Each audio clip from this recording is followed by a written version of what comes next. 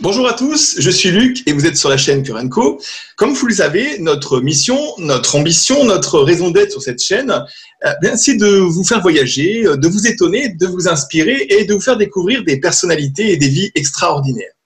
Aujourd'hui, le confinement français se situe sûrement dans la zone 51, puisque en évoquant le souvenir encore très récent, on finit inexorablement par passer pour un extraterrestre.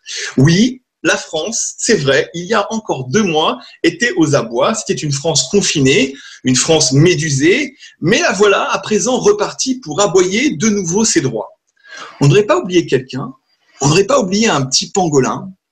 Bienvenue à vous, chers youtubeurs et tous ceux qui découvrent cette chaîne pour la première fois. Si c'est le cas, vous pouvez cliquer en dessous là pour vous abonner. Et puis, si le cœur vous en dit, vous pouvez teinter une petite cloche et ainsi vous serez au courant des notifications des prochaines vidéos qui sortiront. Aujourd'hui, j'ai le plaisir d'accueillir une France dont les rives sont ailleurs, une journaliste devenue belle de cœur, une fidèle sans peur, une éclaireur au service d'une conscience et d'une profondeur, une cavalière et une auteure à la plume très inspirée. J'ai le plaisir d'accueillir France Gauthier. Bonjour France. Mon Dieu, c'est magnifique, Luc. Je vais t'inviter à venir faire le discours à mes funérailles. C'est de toute beauté. Ah, ce serait triste que je vienne que pour ça. Je vais venir avant pour te connaître d'abord. Ah, j'espère bien, j'espère bien. France, écoute, tu es une sorte de mère patrie pour nous. Ton prénom inspire à ça. Et en même temps, c'est avec un plaisir certain que j'ai envie de te proposer de retracer en quelques mots ton parcours dans ce qu'il a de beau. Alors, tout ce que je sais de toi, et c'est déjà pas mal, je crois, puisque ça fait ta richesse personnelle. Je sais que tu viens d'une famille de soignants. Tu avais un père médecin spécialiste, une mère infirmière. A priori, tu étais très bonne à l'école. Et donc, probablement, chemin tout tracé, tu allais finir par suivre celui de tes parents et une réussite dans le monde de la santé s'annonçait. Après 3 ans d'université en santé, je crois que tu étais prête à te lancer dans le cursus médical. Mais à 23 ans, comme c'est le cas de beaucoup de gens qu'on interviewe chez Cœur & Co, il se passe un événement, quelque chose qui fait un peu, qui marque un tournant. Et bon, il semblerait que toi, tu rentres dans un hôpital et puis tu t'effondres et tu te rends compte que finalement, tu n'es pas faite pour ce métier. Tu n'as pas la résistance, la couenne dont tu parlais dans une autre interview. J'ai trouvé ça rigolo. Finalement, tu vis un moment de déprime et j'entends dire que donc tu pars en one-way ticket chez une personne de la famille qui te permet comme ça de t'héberger à Paris, chez nous. Alors c'est là où toi qui lisais pas un livre, probablement même pas un journal, tu te retrouves à découvrir le monde du journalisme, puisque cette femme était donc directrice des nouvelles à Antenne 2, à l'époque, notre chaîne. Et puis donc voilà, tu déclenches une sorte d'envie, finalement une vocation même pour le journalisme. Et comme tu le dis, ta persévérance paye toujours. En plus, tu gagnes un concours, parce que tu es quand même une femme de chance aussi. Et voilà, te retrouver finalement journaliste d'enquête et puis animatrice de télévision. Alors, je te propose de me dire la suite de l'histoire. Eh bien, tu viens de raconter la première bascule que j'ai eue à 23 ans, puis il y en a eu plusieurs autres, des bascules de conscience. Alors, il y en a eu une deuxième quand même importante à l'âge de 33 ans où j'ai fait un burn-out important. J'ai été malade pendant 1 an de temps et là, je ne pouvais plus être journaliste. Et ça a été ma première petite cloche d'éveil parce que je me suis retrouvée à la maison, plus d'argent, plus de travail, plus de notoriété. Et là, j'ai réalisé que je n'étais plus rien. Et il a fallu que j'apprenne dans cette année de maladie-là à être plutôt que de faire parce que je ne pouvais plus rien faire et en ne faisant plus rien, je n'étais plus rien. Et c'est là que j'ai vu à quel point on s'identifiait à ce qu'on fait dans la vie et que c'était terrible d'une certaine façon parce que je savais même pas qui j'étais, moi, en dehors de l'image et du costume de journaliste d'enquête, reconnue sur la rue, dont ma mère était fière de moi, évidemment, la famille au complet. Et là, tout à coup, je suis plus rien. Et ça a été la première grande bascule, en fait, de conscience, parce qu'à 23 ans, c'était plus OK, qu'est-ce que je vais faire quand je vais être grande parce que je réalise que j'ai pas ce qu'il faut pour être médecin. Je suis beaucoup trop sensible, en fait, trop sensitive. Mon running gag là-dessus, c'est de dire, écoute, c'est sûr que je serais morte avant la fin de mon livre de pathologie. Là. J'aurais développé toutes les maladies du livre de pathologie là, par osmose. Ce qui fait que c'était impossible par empathie parce que je peux pas annoncer à quelqu'un qui va mourir. Ça, c'était impossible pour moi. Donc, j'ai décidé de voir où j'avais peut-être quelques talents. Et dans mes talents, je savais que j'étais une bonne communicatrice et surtout que j'avais une facilité pour écrire. Mais en étant journaliste, j'ai embarqué dans le personnage. Et mon personnage est devenu plus grand que nature à un moment donné. Et ce personnage-là m'a amené à me brûler complètement et c'est le burn-out qui m'a sauvé la vie d'une certaine façon parce que ça m'a forcé à aller voir qui j'étais derrière le personnage et à laisser tomber quelques couches d'ego. Et bien sûr, bon, en retournant travailler au bout d'un an, l'ego, c'est quand même un peu insidieux, ça repousse. Fait que, il est revenu, puis il est reparti. Puis bon, alors, ça a été une danse pendant quelques années, jusqu'à l'âge de 39 ans où justement dans un mandat où est-ce que j'étais journaliste, enquêteuse, où j'étais plus chroniqueuse dans ce mandat-là, on m'a demandé d'aller voir une médium qui disait qu'elle parlait avec les morts, qu'elle communiquait avec les morts. Et pour moi, c'était impensable. Ça se pouvait pas. Je m'étais jamais posé cette question-là. Premièrement, le mot médium, quand j'avais 39 ans, là, je l'avais jamais entendu, sauf pour de la pizza, des t-shirts, du steak, là. Ce qui fait que je connaissais même pas le mot médium. Il a fallu que j'aille voir ce que ça voulait dire, que je rencontre cette dame-là. Et là, ça a été la grande bascule parce que je suis revenue avec une lettre en écriture automatique de mon père décédé quand j'avais 14 ans. Mon père s'est suicidé quand j'avais 14 ans. Et ça a fait une espèce de craque dans mon cerveau. Et là, il fallait que je comprenne. Je ne pouvais pas rester dans cet espace-là de non-compréhension de quelque chose qui n'existait même pas la veille pour moi. Et j'ai pris mon bagage de journaliste d'enquête et là, je suis partie dans une grande quête de vérité. Et là, c'était la femme qui était en quête et qui avait besoin de comprendre. Et j'ai posé des questions et j'ai rencontré des centaines de personnes et j'ai lu des centaines et des centaines de livres. Je suis devenue boulimique. J'ai voulu tout comprendre avec ma tête. Et à un moment donné, j'ai eu la chance aussi de le faire descendre dans mon corps. Parce que je me suis retrouvée là, à la fin des années 2000, avec beaucoup, beaucoup de connaissances, mais de connaissances intellectuelles. Et là, je comprenais que je ne savais rien. Parce que c'était resté ici. Et quand ça s'est mis à descendre dans mon corps, là, je me suis mis à le transmettre. Alors, en 2010, j'ai laissé la télé et là, je suis allée enseigner. J'ai écrit une dizaine de livres depuis ce temps-là, tous sur la conscience humaine. Ça a commencé par la survie de la conscience, mais tout le reste, ça porte beaucoup plus sur l'élargissement de conscience, l'élévation de conscience. Comment avec plus de conscience, on peut se guérir de tout. Comment avec plus de conscience, on peut être un meilleur être humain. On peut être plus en amour. On peut aussi rêver de retrouver le maître en soi. Alors, tout ça, ça a été ma quête des 10 dernières années. Thierry, c'est une vie remplie déjà, et encore, il en reste plein. Mais, je te dirais que je commence ma vie présentement, parce que j'étais à l'école jusqu'à aujourd'hui. Eh bien, écoute, quand tu commences chez Cure & Co, tu commences ta vie. On va voir si tu la commences en France, en tout cas, nouvelle-née. Écoute, tu vois, moi, je pense que tu es quand même une self-made woman, tu le dis très souvent dans les interviews, avec une sorte d'énergie, un humour débordant. Et comment t'as vécu ce confinement? C'est quand même l'opposé de ça, là. Ah, vraiment, mais écoute, sais-tu qu'est-ce que je disais aux gens au début? Je suis contente d'avoir développé une vie intérieure depuis 20 ans maintenant parce que sans cette vie intérieure-là, j'aurais trouvé ça terrible. Et j'ai vu ma mère l'année dernière mourir après 2 ans de grandes difficultés dans son corps et qui trouvait ça très dur et elle vivait dans une résidence pour personnes âgées qui, lorsque la grippe arrivait, ils étaient déjà confinés, les personnes âgées, pendant 1 semaine, 2 semaines. Elle trouvait ça tellement difficile. Et je me disais, mon Dieu, si elle avait développé sa vie intérieure, elle trouverait ça peut-être un peu moins difficile, mais là, elle est tellement sujette ou en tout cas dépendante de l'extérieur que c'est extrêmement dur. Et là, c'est là que j'ai réalisé à quel point c'était important de prendre cette période-là dans une journée pour méditer, contempler, développer une relation à soi. Et j'en ai profité pour faire ça pendant le début du confinement.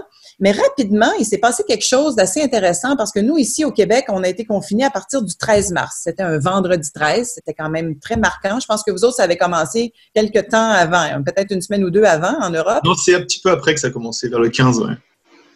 Vers le 15, bon, alors nous, le 12 mars, le premier ministre du Québec nous a annoncé qu'il fermait les écoles, que pour 2 semaines minimum, qu'on allait se retirer, on mettait le Québec sur pause. Et cette journée-là, la folie a envahi les Québécois et on a vu des images complètement surréelles de gens qui s'arrachaient le papier de toilette dans les grandes surfaces. C'était la même chose en Europe. Et moi, en voyant ça, je me suis dit, mon Dieu, mais les gens ont peur pour vrai de la fin du monde. Qu'est-ce que je peux faire? Et il m'est venu l'idée d'inviter les gens à méditer avec moi le lendemain puisque je médite tous les matins. Alors, j'ai dit à ma communauté Facebook, écoutez, si vous voulez me rejoindre demain matin à 7 heures, je médite tous les matins. On fera ça ensemble une fois de temps en temps. Et une fois de temps en temps est devenu tous les matins pendant 2 mois et quelques. Tous les matins, on était des milliers à méditer ensemble en même temps. Et là, on plaçait une intention et on s'est mis à voir la puissance de ça. J'ai appris dans l'expérience la puissance de cette réunion-là, qu'on continue de faire maintenant dans un petit groupe privé, là, parce qu'au bout de 2 mois et demi, il fallait que je recommence à travailler puis je gagne ma vie. Fait que j'ai invité les gens à se joindre à moi dans mon groupe privé pour 10 $ par mois, 7 €, ce qui fait qu'il y en a des centaines et des centaines qui ont suivi. Mais tout ça pour dire que cette période bénie de 2 mois où tous les matins, on se réunissait des milliers de personnes, ça a été tellement fort, Luc, que j'ai été très, très étonnée des résultats de ça. Certaines intentions en particulier où est-ce qu'on était capable de voir dans la journée même des résultats et les gens m'écrivaient, j'avais des centaines et des centaines de messages tous les jours. Les gens m'écrivaient pour me dire ce qui se passait. Je me suis dit, wow, OK, la force du groupe, c'est phénoménal. C'est pas juste une théorie là, de Confucius que le tout est plus grand que la somme de ses parties. Ouais. C'est une réalité. Alors, on va l'utiliser et on le fait maintenant à temps plein là, depuis le début juin dans un groupe privé. Si les gens veulent savoir, ils peuvent aller sur mon site internet, francegauthier.ca. En page d'accueil, j'invite les gens à aller voir c'est quoi le groupe de méditation privée. Et tout ça pour dire que ça a été une période faste parce que pour certains, ça a été comme une période de léthargie où ils avaient probablement besoin de ce temps d'arrêt parce qu'ils ne l'avaient jamais fait puis ils avaient besoin de s'intérioriser. Mais pour moi, ça a été une période, comme pour plusieurs artistes aussi ou plusieurs créatifs, de grande création. Ça m'a propulsé dans un espace de dire « OK, ben j'ai rien d'autre à faire, je vais créer ». Et ça a été fabuleux. Fait qu'il y avait comme deux polarités dans le confinement. Il y avait ceux qui se sentaient démunis puis qui avaient probablement besoin de cette période-là pour se replier sur eux-mêmes et revoir qui ils sont, revoir leurs valeurs, peut-être même voir quelle transformation ils peuvent apporter dans leur vie. Il y a les autres qui ont été vraiment en mode créatif. Effectivement, tout le monde a senti ce besoin de retour sur soi, mais en même temps, il y avait de la peur, puis il y avait des gens qui voulaient collectionner le papier toilette. C'est vrai, en France aussi, ils voulaient collectionner le papier toilette. Il paraît que ça a parti en France, puis que les Québécois l'ont attrapé comme un rhume. Ça a traversé l'Atlantique. Ah, comme quoi, tu vois, les Français sont un peu avant-gardistes, même pour ce genre de choses. Alors, si tu veux, en fait, tu vois, cette émission, elle s'appelle Confidence et confinement. Alors, j'ai envie de te demander de me faire une confidence. Et je voulais savoir si pendant la période de confinement, donc qui est quand même une période où tu as dû quand même rester chez toi, est-ce que tu as eu l'impression de découvrir certains comportements que tu connaissais pas chez toi? En fait, j'ai redécouvert mon impatience. J'ai été par moments très impatiente par rapport à la technologie. Parce que moi, j'avais des grandes idées, j'étais pleine d'idées, et là, la technologie me ralentissait. Les gens avec qui travaillent sur le web ont été débordés. Mon partenaire de web était tellement débordé que je n'étais pas capable de l'attraper. Et là, tout ce que je voulais faire était retardé parce que j'arrivais pas à arrimer la technologie avec moi-même. Mais ce que j'ai le plus redécouvert, pour une vraie confidence, là, c'est ma délinquance. Ah, tiens! Je suis totalement délinquante dans l'âme et j'ai été totalement délinquante et je l'avoue, ici au Québec, il y avait comme 2 Québec. Il y avait Montréal où il y avait vraiment beaucoup de cas de COVID et le reste du Québec où il n'y en avait pratiquement pas. Et moi, j'habite dans les montagnes et j'ai beaucoup d'amis à Montréal. Et pendant toute la période de confinement, peut-être pas les premières semaines, là, parce que bon, les premières semaines, on faisait attention parce qu'on voulait surtout pas contaminer les personnes âgées qui étaient plus à risque. Mais quand on a compris que c'était vraiment localisé dans les foyers pour personnes âgées et que moi, je visite pas les foyers pour personnes âgées parce que ma mère est décédée, ce qui fait que j'ai invité tous mes amis de Montréal, venez-vous-en, on se faisait des soupers clandestins. J'ai été délinquante. Au fond, j'ai pris tout le monde dans mes bras. C'est pas vrai que le confinement va m'empêcher de prendre dans mes bras. Et finalement, évidemment, que là, on se rend compte à quel point on ne pouvait pas le savoir sur le coup et je comprends toutes les mesures qui ont été prises par les gouvernements. Mais maintenant qu'on le sait, je pense qu'il y a une partie de folie en arrière de ça. Il va falloir transcender la peur parce que cette peur-là a fait beaucoup plus de mal que la COVID elle-même. Je savais que tu allais me dire que tu allais outrepasser les règles. J'en étais certain que tu chercherais ce truc-là. Écoute, je racontais à mon groupe de méditation cette semaine à quel point, et moi j'ai fait l'armée canadienne quand j'avais 17 ans, je me cherchais du boulot pour l'été et là j'ouvre le journal et on dit enrôlez-vous et là je savais en plus, moi je joue au basket haut calibre, alors je me suis dit si je fais l'armée pendant l'été, je vais être en super forme pour le camp de basket à l'automne, alors je m'enrôle et à la fin de l'été j'avais un dossier ça d'épais. Le soldat Gauthier a parfumé l'infanterie, le soldat Gauthier a fumé dans sa tranchée, le soldat Gauthier a soudoyé des officiers, écoute, J'étais tellement délinquante. J'ai transgressé toutes les lois de l'armée canadienne. C'est rigolo parce que j'ai interviewé Christine Michaud et je lui disais, écoute, j'ai l'impression que t'es un pirate. Mais en fait, c'était pas elle le pirate, c'était toi, en fait. Incroyable. C'est probablement que j'ai été pirate dans une autre vie. Ça doit être ça, ouais. Eh ben, écoute, tu vois, on parlait d'autre vie et je me posais une dernière question par rapport à cette histoire de confinement. Tu sais, tu parles souvent du reset, toi. Tu as dit qu'à un moment donné dans ta vie, tu as eu ce message qui est venu donc inspirer, te dire qu'il fallait faire un reset dans ta vie. Est-ce que tu as l'impression, là, après cette histoire de pandémie qui est peut-être plus ou moins terminée, on ne sait pas, hein, parce qu'il y a un peu des reprises là-bas à Pékin en ce moment, est-ce que tu as l'impression qu'on a tous besoin de voir qu'on avait besoin d'un reset? Tellement, écoute, c'est sûr que dans 20-30 ans, on va regarder en arrière et on va se dire « Ah, ça a commencé avec la pandémie 2020 ». Je sais que 2020, c'est pas français, là, c'est très américain, mais moi, j'habite à 20 km des lignes américaines, alors pardonnez-moi mes anglicismes et mes américanismes. Oh, c'est bien. Mais tout ça pour dire que c'est sûr qu'on va voir dans quelques années comment est-ce que la boucle, ou en tout cas l'espèce de transition s'est amorcée avec la pandémie de 2020. On avait tellement besoin de ce reset-là. Et au début du confinement, j'ai dit, vous savez, c'est pas populaire ce que je vais dire là, mais ça ne peut pas durer que 2 semaines si on veut voir de réels changements. Il va falloir que ça dure beaucoup plus longtemps que ça dans le temps. Et c'est plate à dire, mais je nous le souhaite. Je nous souhaite que ça va durer quelques mois parce que c'est ce que ça va prendre minimum pour qu'on soit qu'on ait suffisamment de recul pour voir nos comportements, pour voir que tout ce qu'on faisait jusqu'à maintenant ne faisait plus sens et pour rechoisir en fonction de nos valeurs. Et c'est vraiment l'invitation que je fais avec les gens avec qui je travaille présentement. Peu importe que ce soit en atelier, que ce soit dans les méditations, que ce soit dans les conférences, c'est le temps de rechoisir nos valeurs. C'est le temps de décider, OK, je l'ai fait jusque-là parce que j'étais conditionnée, parce que c'est comme ça qu'on faisait les choses, mais est-ce qu'on peut, si on est pour se déconfiner, si on est pour revenir à une forme de normale, est-ce qu'on peut réinventer cette normale-là parce qu'elle ne faisait plus sens? La planète nous crie que ça fait plus de sens. Et nos corps nous crient que ça fait plus de sens. L'être humain est en train de s'auto-détruire par la performance, la comparaison, la compétition. Et là, on a une chance. On s'est tous mis sur pause, on s'est tous mis en reset et on s'est dit, mais mon Dieu, quelle folie! Quelle folie! Et il y en a pour qui, quand je te dis ceux qui sont tombés en léthargie, c'est parce qu'ils couraient comme des fous depuis tant d'années qu'ils n'avaient jamais réalisé qu'ils étaient épuisés. Toi, en fait, tu étais une sceptique au départ, même une ultra-sceptique, probablement à la position parfaite même. Là. Voilà, c'est ça, la scientifique, en plus la journaliste, donc la sceptique, même si finalement tu te retrouves une contactée parce que tu vas voir une médium qui te donne des choses qui n'étaient pas prévues, tu deviens un éclaireur de chemin parce que tu apprends tellement de choses que tu veux les donner aux autres, tu deviens une enseignante enthousiaste parce qu'en plus tu as un côté stand-up buzz dont on parlait avant l'émission qui reste quand même flagrant. Mais je me disais un truc, je me disais mais écoute, pourquoi tu t'es tellement impliquée dans l'écriture inspirée? C'est quoi, t'es devenue une ambassadrice de l'invisible? C'est quoi ton histoire? C'est simplement parce que j'ai découvert un outil universel qui nous permet de connecter à l'invisible et je me suis dit, ben, si ça fonctionne pour moi, qui est totalement moyenne en écriture inspirée, on va se le dire, là, c'est parce que j'ai rencontré des vrais médiums là, pendant que je faisais mes recherches qui font de l'écriture automatique que j'appelle plus. C'est-à-dire que le crayon part tout seul, ils savent même pas ce qu'ils écrivent et par la suite, ils découvrent. Ça, c'est l'apanage de quelques grands médiums qui en ont fait un métier et c'est très peu de gens qui font de l'écriture automatique en réalité. Moi, j'ai développé une technique qui est beaucoup plus simple, qui est accessible à tout le monde, qui est de se brancher à l'inspiration. Et c'est quoi l'inspiration? C'est dans le fond la connexion à la sagesse et à la connaissance universelle. Et tout le monde peut faire ça. J'ai eu dans mes groupes, et ça fait des milliers et des milliers de personnes qui font mon atelier d'écriture inspirée, qui est disponible en ligne d'ailleurs pour le temps qui court. Par le temps qui court, c'est pratique.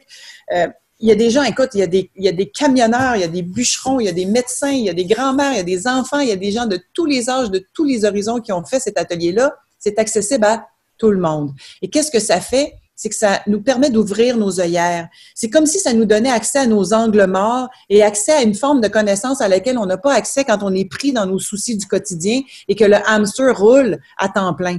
Donc, c'est comme une pause que je fais, moi, tout de suite après la méditation, je pose des questions et là, je laisse aller mon crayon et ce qui me vient est toujours étonnant. Et au début, je pensais que c'était n'importe quoi. Et un jour, justement, avec le fameux message du reset, c'est le premier message conscient que j'ai pris, en fait, en 2010. C'est que j'avais réalisé dans les semaines précédentes que tout ce que j'avais écrit depuis 3 ans, que je croyais qu'il était n'importe quoi, était en fait quelque chose. Parce que en me relisant au hasard, j'ai vu que ce que j'avais écrit, c'était produit. Ça avait donné une direction à ma vie. Ça m'avait donné des enseignements fabuleux. Et là, ce premier message-là est arrivé en 2010 en me disant, tu fais un reset, tu verras ce qui se passe après. Et ça tombait bien parce que j'étais comme en 2 contrats à la télé et j'en avais marre, j'étais tannée. Je pense que quand un bon indicateur à savoir si tu es à la bonne place dans la vie, là, c'est vraiment la lassitude, l'ennui. Si tu t'ennuies, il est peut-être temps de faire des changements. Et moi, j'étais rendue là. Et en écriture, après ça, ça a parti parce que là, j'étais consciente de ce que je faisais, ce qui fait que c'est devenu de plus en plus précis, de plus en plus fluide. Et tout ce que je fais aujourd'hui m'a été soufflé en écriture inspirée. Cet été-là, en 2010, on m'a dit, tu laisses la télé, tu te fais un site Internet, prépare-toi, tu vas donner des conférences et des ateliers. Je disais, mais de quoi? Et ça a parti là de façon spectaculaire sans même que je demande quoi que ce soit et que j'en ai même l'intention. Puisque moi, je gagnais ma vie très bien depuis 22 ans, 25 ans presque même, en télé. Alors, ce qui fait que c'était imprévu et tout ce que j'ai fait, c'est que j'ai suivi, le tapis rouge s'est déroulé devant moi, j'ai suivi la trace, j'ai suivi la ligne. Et là, l'abondance est arrivée dans le détour en ce sens que je te parle pas d'argent, là, je te parle simplement il y avait des gens au rendez-vous et là, je pouvais faire ce que j'avais à faire, qui est effectivement d'être un éclaireur, tu l'as bien nommé, un éclaireur enseignante, avant tout une animatrice parce que mon vrai talent, c'est d'animer la vie chez les autres et ça, je pense que je le fais assez bien. Tu vois, on parlait tout à l'heure d'Ardisson, tu connais Thierry Ardisson. Très bien. Mais lui, il ne me connaît pas encore, malheureusement, pour lui. Voilà, c'est ce que tu disais tout à l'heure. Bah, écoute, j'espère que Thierry Ardisson restera sur les mots-clés de YouTube, il tombera sur l'émission et verra que France Gauthier a été oubliée. En tout cas, tu vois, cette émission, en fait, elle te propose aussi une petite interview à la Ardisson. Alors, notre petit rite est toujours le même, mais l'interview n'est jamais la même. Et là, si tu veux, vu ton pédigré d'oratrice et de stand-upeuse, parce que quand même, l'air de rien, quand tu rentres sur scène, on dirait une stand-upeuse. Moi, ce que je te propose, c'est une interview upside down. Alors, tu vois, c'est une interview particulière. C'est une interview zéro mentale, assez joyeuse, avec des questions simples et malicieuses. Et comme ça, on va mieux connaître ton toi, ton soi. Malicieuse, d'accord. Voilà, on va voir qui tu es. On va voir ça à travers des questions un peu étonnantes. Alors, la première question, c'est quel défaut doit avoir un homme pour te séduire? Oh mon Dieu, mon Dieu, mon Dieu, mon Dieu. Il doit être tout aussi délinquant que moi. Alors, c'est ça dont tu veux le mec délinquant qui te pousse encore plus vers toi ou autre chose? Ouais, il faut qu'il soit, excuse-moi, j'aime les bums. Alors, il faut qu'il soit un peu bum. Bum, c'est quoi, bum? Bum, ça veut dire délinquant, ça veut dire marginal un peu. Alors, qu'est-ce que tu ignores chez toi que tout le monde voit? Eh bien, toi, tu m'as parlé de ma constance. Ouais. C'est vrai que je suis persévérante, mais tu m'as parlé de ma constance et de ma puissance. Et ça, je le vois pas nécessairement, mais on me le dit souvent. Ah, on te le dit souvent. Alors, c'est vrai que moi, quand je t'ai dit ça la dernière fois, donc juste avant l'émission, je te disais parce qu'en fait, j'avais perçu chez toi exactement la même chose que chez mon fils, c'est-à-dire, c'est un peu comme les moteurs, tu vois, tu serais un peu comme un moteur turbo, c'est-à-dire qu'on a beau monter une pente de 5 degrés, t'appuies et il y a encore du répondant, tu vois. Et c'est ça, cette constance, c'est que ça ne s'arrête pas. Alors, j'imagine que effectivement, tu ne t'arrêtes pas, confinement ou pas d'ailleurs, mais donc tu dis que les gens, en fait, ils voient ça chez toi, ils voient cette constance. Il voit surtout la puissance dont tu m'as parlé. Il voit ça, ce moteur-là. Là, oui, il voit la puissance du moteur. Mais moi, je le vois pas toujours parce que j'ai mes périodes aussi où je tombe fatiguée ou plus lasse de quelque chose, peu importe dans ma vie. Mais dès que je me retrouve dans mon élément, et mon élément, c'est d'être une enseignante éclaireur animatrice, dès que je me retrouve devant un public, dès que je me retrouve, cette constance-là revient instantanément. C'est comme si j'étais totalement indéstabilisable dans mon terrain de jeu à moi, qui est celui de répandre de l'éveil. Et il n'y a pas un animateur au Québec qui m'a invité à son émission de radio ou de télé qui a été capable de me déstabiliser dans les 18 dernières années. Et ça, je me dis, ben ça, c'est extraordinaire parce que ça démontre que quand on est sur notre X, qu'on est en train d'exprimer nos talents naturels, nos dons naturels, peu importe c'est quoi et ça s'adresse à tout le monde, eh bien, on devient comme indéstabilisable. Et ça, c'est une force qui est formidable à ressentir et à exprimer. Alors, quel est le reproche qu'on t'a fait qui t'a fait le plus grandir? On m'a tellement traité de gourou. À un moment donné, on m'a écrit sur Facebook, « Non, mais est-ce que vous êtes chef de secte ou simplement cinglé? » Et j'ai dit, ben non, timbré ou juste complètement timbré. Je dis, ben, juste complètement timbré, bien sûr. Merci beaucoup de votre commentaire. C'est la journaliste, là. C'est la journaliste indétrônable. Écoute, c'est quoi le compliment qui t'énerve le plus? Ah, mon Dieu, c'est quoi le compliment qui m'énerve le plus? Surtout, hein? C'est pas un compliment en particulier, c'est que souvent les gens vont me faire des compliments qui sont le miroir de ce qu'ils sont, mais qu'ils ne voient pas pour eux-mêmes. Parce que quand on voit quelque chose chez quelqu'un, souvent c'est qu'on le porte puis on le voit pas, puis on n'est pas capable de l'exprimer pour nous-mêmes. Alors il y a des gens qui vont me dire à quel point je suis drôle ou que je suis, peu importe c'est quoi, et je dis tout le temps, regarde-toi, me dire par exemple que je suis un maître. Il y a plein de gens qui vont me dire, t'es un maître, France. Et ça m'énerve parce que je me dis, non, je suis pas encore un maître, c'est pas vrai. Premièrement. Deuxièmement, si tu vois un maître en moi, regarde-toi dans le miroir. Il y en a un dans le miroir. C'est beau. Alors justement, c'est très bien que tu parles de ça parce que tu parles des autres qui sont quand même aussi tes clients, parce que tu as quand même pas mal de clients finalement, hein. On peut le dire autrement, mais je pense que client, ça a du sens. Eh bien, je me posais une question. Tous ces clients qui viennent te voir pour l'écriture inspirée, qui viennent te voir aussi pour ce que tu fais à côté, parce que tu fais d'autres ateliers, il n'y a pas que celui-là, hein. La méditation aussi. Voilà. Qu'est-ce que tu aimerais qu'ils ratent? Ben, j'aimerais qu'ils ne réussissent pas à se prendre au sérieux. Parce que dès qu'on se prend au sérieux, c'est foutu. Quel est le talent que tu n'aimerais pas avoir? Le talent? Je ne voudrais pas avoir la langue de bois des politiciens. et je pense que ce ne sera pas possible dans cette vie-ci, donc il n'y a rien à craindre. Oui, a priori, qu'est-ce qui t'a appris à avoir ce franc-parler? C'est tes parents? C'est autre chose comme c'est? Je te dirais que je suis sortie de ma coquille à l'adolescence parce que j'ai eu probablement la mort de mon père qui était quand même très violente, m'a fait sortir de ma coquille et il y avait une rage de vivre en moi à ce moment-là que j'ai exprimée probablement en débordement au début, mais qui m'a donné cette espèce de franc-parler-là aussi, ou en tout cas cette force-là de dire ben, si ça se termine de façon brutale à 44 ans, je vais vivre moi en attendant. Et cette force de vie-là, qui a débordé, mais qui s'est contenue par la suite et que j'ai réussi à canaliser dans la trentaine, dans la quarantaine, ça m'a donné cette espèce de front-là, de dire on avance parce que de toute façon, ça peut se terminer de façon tellement brutale. Qu'est-ce que tu interdis aux autres que tu t'autorises à toi? Je peux pas dire ça. Elle ne peut pas l'avouer. Entre autres, que je suis capable de parler comme un bûcheron et ce serait une insulte aux bûcherons parce que je parle beaucoup plus mal que les bûcherons et je permets pas à mes enfants de le faire. Tiens. Alors, justement, ça m'amène à une question. À l'origine, qu'est-ce qui ne te plaisait pas et que tu fais quand même aujourd'hui? De la comptabilité. C'est ça.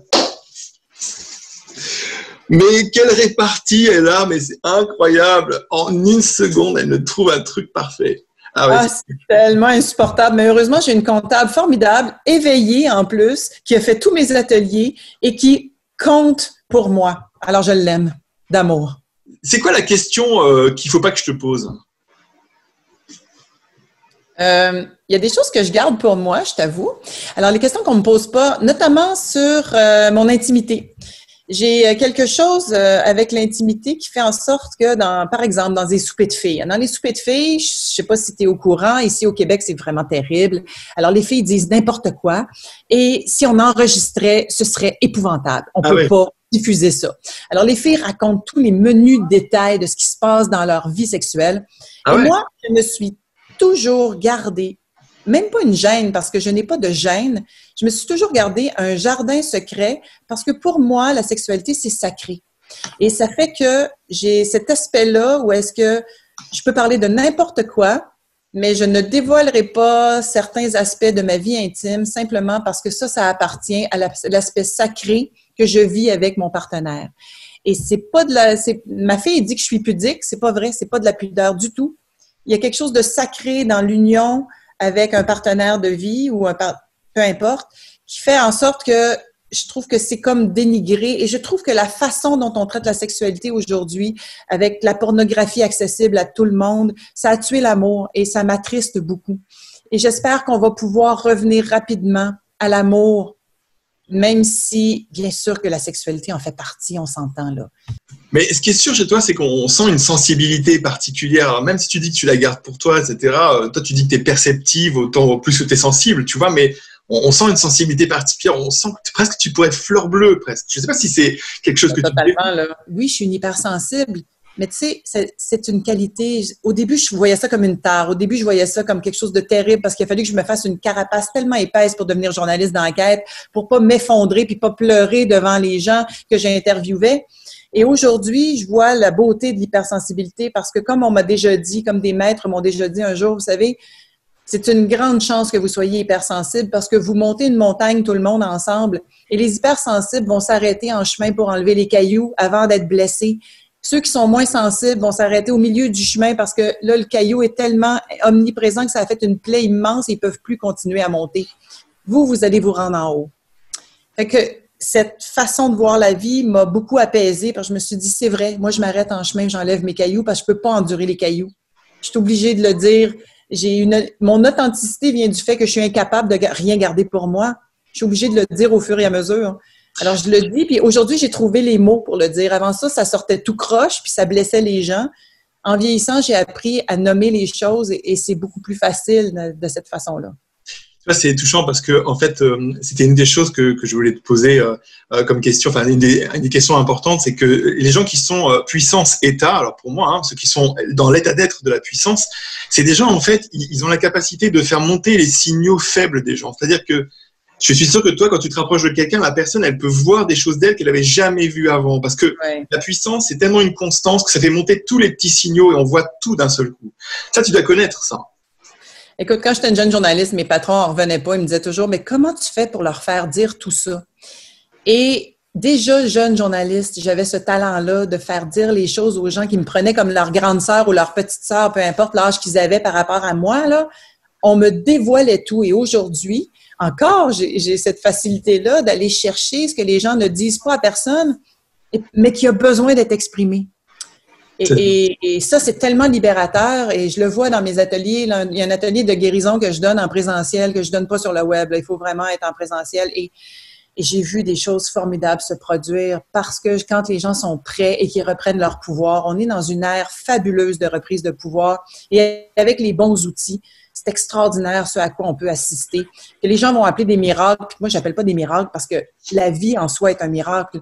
Alors, c'est pas un miracle de se guérir de n'importe quoi. Le corps est fait pour s'auto-régénérer. C'est juste qu'on a oublié comment.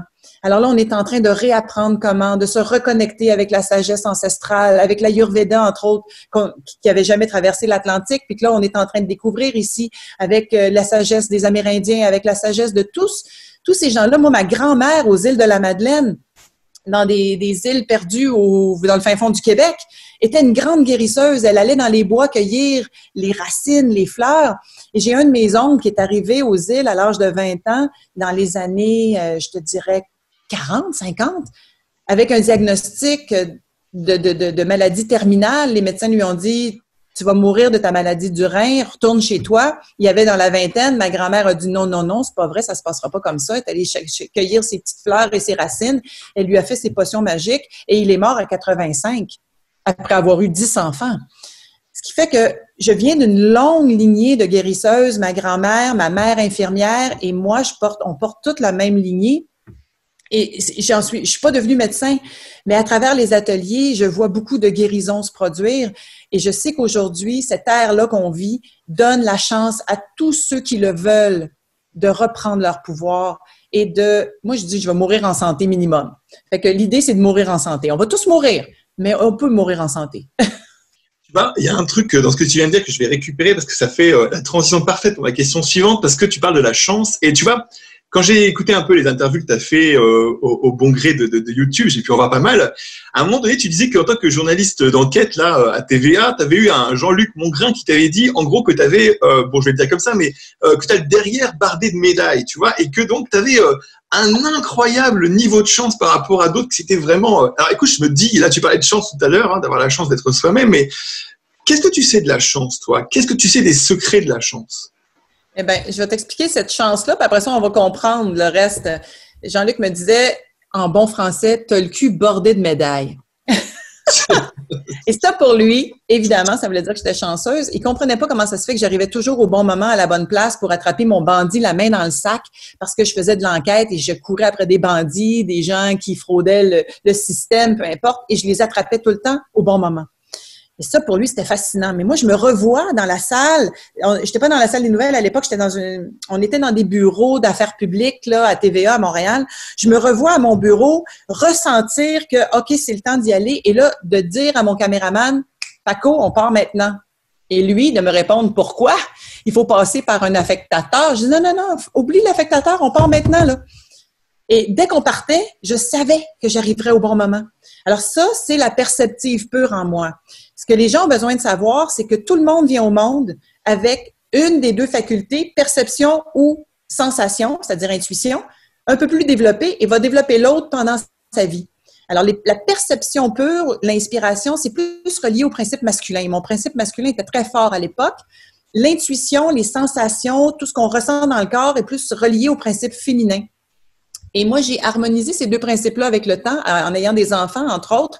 Et en écriture inspirée, il y a quelques années, on m'a dit « Vous n'êtes plus ni femme ni homme ». Et ça voulait dire, bon, j'ai eu évidemment une petite panique de quelques secondes. Ah oui, j'imagine. Et après ça, je me suis dit « D'accord, c'est quoi ?» Et finalement, c'était parce qu'on me disait « Tu as harmonisé les deux principes ». Ce qui fait que maintenant, je peux très bien faire appel autant à l'inspiration, ici, perception, qui passe plus par le mental, qu'à l'intuition, qui passe plus par le corps. Et quand tu dis la chance, on fait notre chance. Et comment on fait notre chance? En réapprenant à écouter ce qui se passe dans notre corps, parce que tous les signaux sont toujours là. On reçoit toute l'information dont on a besoin pour faire et aller sur notre chemin. Et si on est à l'écoute, la chance est au rendez-vous à travers des synchronicités, à travers des occasions qui se présentent et qu'on peut saisir parce qu'on a pris le temps d'écouter et d'entendre. Et moi, c'est ça qui a été ma force jusqu'à aujourd'hui. Je savais écouter mes perceptions, j'ai réappris à entendre mes sensations et mon intuition.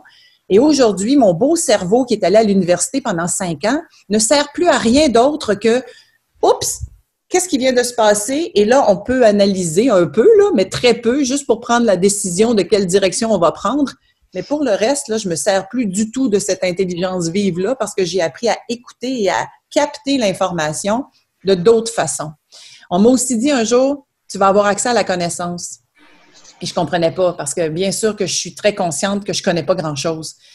Et que tout à coup, on m'a aussi montré que ça n'avait plus rien à voir avec la connaissance intellectuelle. Et c'est ça la connaissance. La connaissance, c'est d'être branché sur cet océan et cet univers de connaissances universelles qui passe par le langage de l'invisible, qui passe aussi donc par l'écriture inspirée pour moi quand je veux avoir plus de détails, parce que je reçois l'information. Hein, à force de faire de l'écriture inspirée, bien sûr que les mécanismes se sont développés. J'appelle ça les avantages collatéraux. Là. Les mécanismes se sont développés. Je pose des questions, je reçois mes réponses. Mais si je veux développer, si je veux avoir le big picture, le grand plan, eh bien là, je vais aller écrire. Et c'est là qu'on va me montrer l'ampleur de tout ça. Et c'est ça que je transmets, que les gens sont tous capables de faire. Si tu voyais les témoignages que je reçois des gens qui font l'atelier en ligne, c'est fascinant, là. Tout à l'heure, on parlait du fait qu'il y avait une différence entre les Français et les Québécois. C'est que les Français ne pouvaient pas en rester toujours à dire « tout le monde peut le faire, je te jure, fais-le, ça marche ». Et que les Québécois disaient « mais vas-y, lance-toi, tu verras bien ». Alors là, je vais faire mon français, là. Tu vois, je vais faire mon français et je vais dire « mais France, c'est vrai que les gens peuvent tous arriver à quelque chose. » Mais pas tous à la même vitesse. On est d'accord qu'il faut du temps des fois il faut des expériences. Bien sûr. Mais dans l'histoire de la chance, tu vois, dans l'histoire de la chance, il y a tout un rythme où on nous dit, mais vas-y, tu peux suivre cet atelier, tu auras la chance. Mais il y a un truc que je vois chez toi, et il y a un secret que tu pourrais nous dire aussi, c'est peut-être que pour avoir de la chance, il faut être un rebelle. En tout cas, il faut savoir transgresser les lois une fois de temps en temps, puis d'être, dans le fond, un citoyen, comment est-ce qu'on dirait ça, de la désobéissance civile dans la justesse. Donc, d'écouter ce qu'on ressent et de, oui, faire preuve de désobéissance civile quand c'est juste pour nous et que ça respecte aussi la liberté de l'autre à côté. J'irai pas prendre des personnes âgées dans mes bras présentement parce qu'ils ont peur d'attraper la COVID. Je vais garder mes distances avec les personnes âgées, en tout cas celles qui en ont peur. Puis pour les autres, s'ils m'ouvrent les bras, je vais y aller parce qu'ils ont bien plus besoin d'un câlin que le reste, que de rester confinés pour l'instant. Mais oui, je pense qu'effectivement, être rebelle fait partie de cette évolution-là, là, puis de faire sa chance. Quand je te regarde, j'ai l'impression, si tu veux, qu'il y a un truc qui peut être compris. C'est que, en fait, ce que tu dois pouvoir dire en filigrane dans tes stages, que tu dis peut-être pas toujours dans les interviews, c'est que, en fait, toi, tu ne t'arrêtes pas, même si ça résiste. Et je crois qu'en fait, ceux qui ont de la chance, ils ont cette puissance en plus de pas s'arrêter même si ça résiste. Tu crois que c'est vrai, ça? Absolument. Mais je te dirais qu'il y a quand même une ligne entre la persévérance et l'acharnement. Et là, ça devient une question de justesse. Là, ça devient une question de discernement. Et je me suis plantée plusieurs fois quand même parce que je me suis acharnée plus jeune avec des idées que j'avais qui étaient extraordinaires, évidemment, dans ma tête, mais qui n'étaient pas faisables au moment où je voulais les faire parce que le monde n'était pas rendu là. Tu sais, souvent, les diffuseurs pour qui je travaillais, par exemple, et les producteurs n'étaient pas rendus à la même place que moi. Et je me suis acharnée jusqu'à ce que je comprenne ou que j'acquière le discernement de savoir jusqu'où je peux persévérer, puis où est-ce que ça devient de l'acharnement, ou c'est mieux de se retirer. Et ça fait une dizaine d'années que j'applique ça de façon avec beaucoup plus de fluidité, tout ça, et c'est comme une joute.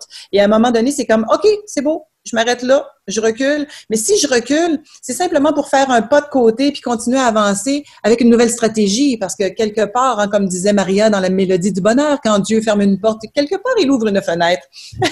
Moi, j'ai eu cette ligne-là à 4 ans. J'avais 4 ans quand j'ai vu la Mélodie du bonheur. Et ça m'est toujours resté, cette ligne-là.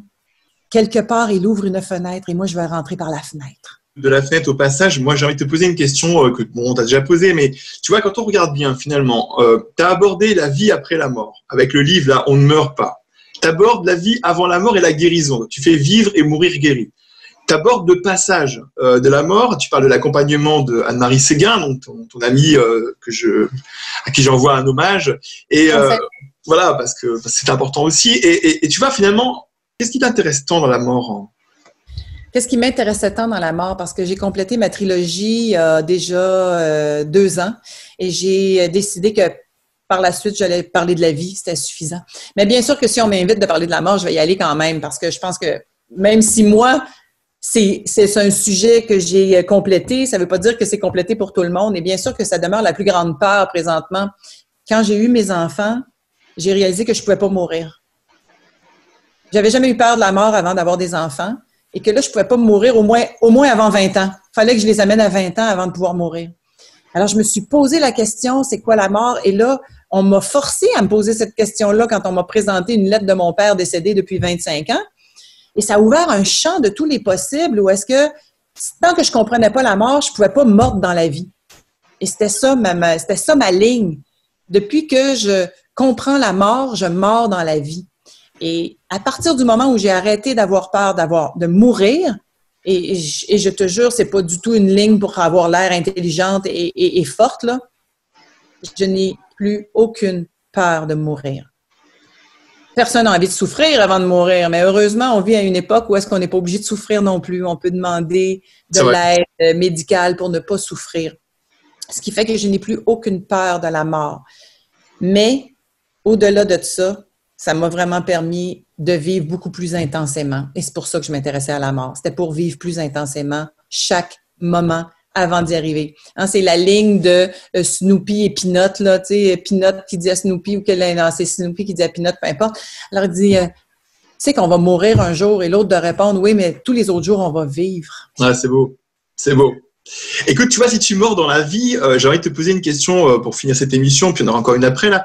Tu vois, tu dis, moi, j'ai plus peur de la mort. Ce qui compte, c'est mort de la vie. Et de mort de la vie aux morts aux dents, je pensais aux chevaux avec leurs morts dans la bouche là, et je me disais, t'es une cavalière quand même. Il me semble que tu as acheté un temps avec Anne-Marie Séguin une écurie, hein, il me semble. Oui, j'ai eu une écurie pendant 3 ans. Est-ce que tu crois que le cheval, ça te rapproche de ton état d'être? Ah, tellement. Le cheval m'a tellement, tellement aidé. Et d'ailleurs, j'ai donné des ateliers avec les chevaux pendant tout le temps que j'avais mon écurie, là.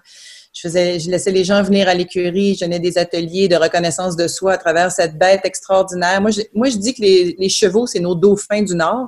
On n'a pas de dauphins dans le Nord, mais on a un animal qui nous rapproche de cette puissance-là, de cette intelligence-là, de cette sensibilité-là, et c'est le cheval. Et en présence du cheval, tu sais, Churchill disait, il y a quelque chose dans l'extérieur d'un cheval qui fait un bien fou à l'intérieur de l'homme. Eh bien, c'est ça. Et on peut se reconnaître à travers cette bête-là qui, lui, nous voit dans toutes nos dimensions. Le cheval ne nous voit pas dans notre dimension physique, il nous voit dans notre multidimensionnalité. Et ça nous permet de reconnaître nos forces, de voir aussi nos failles, mais de voir la faille pour mieux la transcender et non seulement juste pour se décourager, là, pour mieux la transcender. Et le cheval, moi, m'a amené dans une présence que je n'avais pas avant. Et la raison pour laquelle je me suis acheté un cheval, c'est qu'en écriture inspirée, on m'a dit c'est l'animal qui va t'aider le plus à te ramener dans ta présence. Alors, je me suis acheté un cheval le jour même et ça fait 7 ans déjà, là, ça me ramène dans un état d'alignement total à la verticale où est-ce que quand tu es en présence d'un cheval, tu peux pas être ailleurs parce que lui peut s'emballer. Ce qui fait que ça t'amène dans la présence. Et monter à cru, je monte à cru et puis mon cheval n'a pas de mort. J'ai une bride sans mort. Je monte à cru régulièrement juste pour ressentir la bête en union avec moi, là. Je dis la bête, mais c'est tellement plus intelligent que ça, là. Cet animal-là formidable. Et ça développe aussi la télépathie. Et ça, j'ai plein d'amis qui sont ce qu'on appelle animal communicators, là, qui sont donc des communicateurs animaux. Oui. Et c'est à travers eux que j'ai compris ça, mais ça l'a fait pour moi. Ça a développé mon langage, ma connexion avec l'invisible, la télépathie, et j'ai appris le langage des chevaux. Et j'entends et je communique avec mon cheval. C'est fascinant. Tu vois, une dernière question pour finir, après on se dira à bientôt. Voilà, donc toi tu parles le français, tu es pour autant pas en France, tu t'appelles France, c'est quand même pas rien. Et je me disais, depuis ton pays, quand tu regardes la France et que tu regardes un peu la spiritualité en France, alors qu'est-ce que tu vois comme différence et comme ressemblance actuellement entre notre pays, ton pays et nos deux spiritualités? Qu'est-ce que tu vois de chez toi? Ben, je vois qu'effectivement, l'esprit critique des Français est un frein, malheureusement, à cette ouverture sur les autres mondes pour l'instant. Et j'adore d'abord mes amis français. J'ai beaucoup d'amis en France. Dès l'âge de 20 ans, j'ai été attirée à aller en France et je suis retournée à chaque année parce que je me suis fait des amis. Là, d'ailleurs, j'ai un projet avec Lilou Massé. On sort ensemble un défi des 100 jours qui va sortir en 2021 sur l'écriture inspirée, justement. Ce qui fait que j'adore les Français et ceux qui sont dans une ouverture d'esprit sont totalement ouverts, mais malheureusement, il y a une base résistante très, très critique qui freine votre mouvement d'ascension et d'évolution présentement. Et je te dirais qu'à la blague, je pourrais dire à certains, bien, ils reviendront dans une autre vie pour évoluer. Too bad! Mais pour les autres, de grâce, ne vous laissez pas freiner par la critique. Moi, j'ai été beaucoup critiquée quand j'ai commencé. Et la critique ne tue pas. La critique nous rend juste plus forts. Et quand on est capable de l'aborder avec humour, et c'est moi ce que ça a été mon pari, je me suis dit, l'humour va être mon arme de construction massive. Si on est capable d'aborder ça avec humour, détachement, qu'on se prend pas au sérieux, et bien après ça, on prêche par l'exemple. Et moi, ce que ça a fait, c'est que les gens ont vu à quel point j'allais bien, puis se sont dit, ben coudonc, elle est peut-être folle, mais elle va vraiment bien. Peut-être qu'elle a compris quelque chose qu'on n'a pas compris. Et c'est comme ça que j'ai amené ça. Quand on me dit t'es folle, je réponds toujours, t'as même pas idée à quel point. Mais mon Dieu que c'est bon. Bon, en tout cas, je te remercie beaucoup pour cette émission. Je vous remercie aussi à vous, youtubeurs et nouveaux abonnés. Donc, si effectivement, après cette vidéo, vous voulez nous soutenir, vous pouvez cliquer en dessous là et puis vous abonner, mettre une petite cloche, comme ça vous serez au courant de ce qui sort en temps et en heure. France, je te remercie. Je trouve que tu es une grande pétillance. C'est magnifique. Merci à toi. Et puis